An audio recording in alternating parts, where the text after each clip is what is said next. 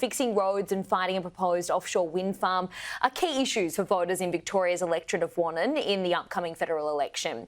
It's a seat that has been dominated by the Liberals for about 70 years. As Georgie Dickinson explains, one independent candidate could be putting the coalition to the test.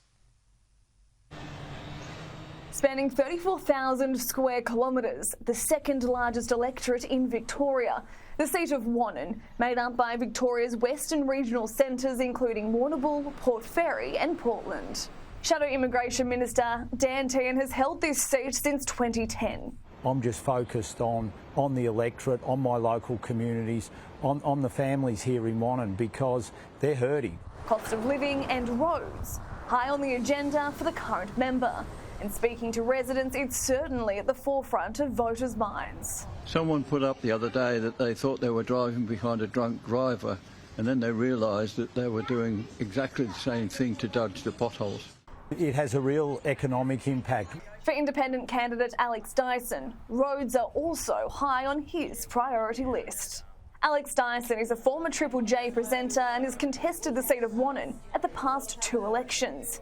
Seeing what was once deemed a safe Liberal seat now changed to a winnable margin in 2025. It's the people and the conversations that keeps me coming back.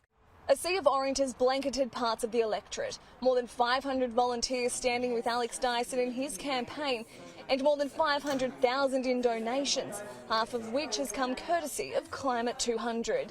It's 100 times more than the $5,000 Alex Dyson had for his first campaign in 2019.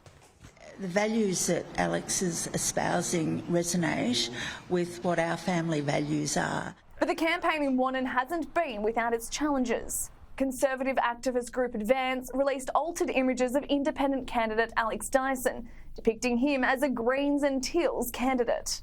Everyone does it, whether it be... Do you think it's appropriate though? Oh look, I think everyone does it. You know, elections are hard fought. They're tough. You're playing, you know, in the Premier League when you're elections, and there's always rough and tumble. While Teal member Zoe Daniel launched Mr Dyson's campaign, he remains adamant he is an independent candidate.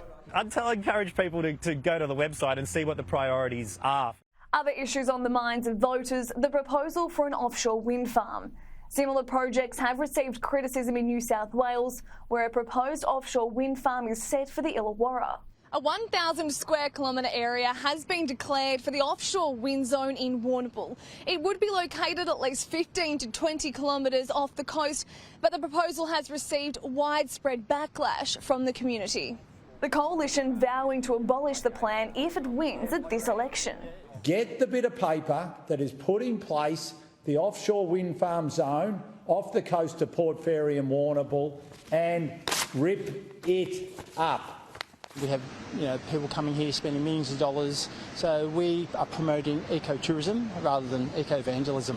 Independent candidate Alex Dyson won't decide his stance on this issue until all options are investigated. I won't be supporting anything that doesn't pass through those particular barriers, and I won't be supporting anything that doesn't have benefit for the locals. As the federal election looms, change may be on the way for Wannon. Georgie Dickinson, Sky News.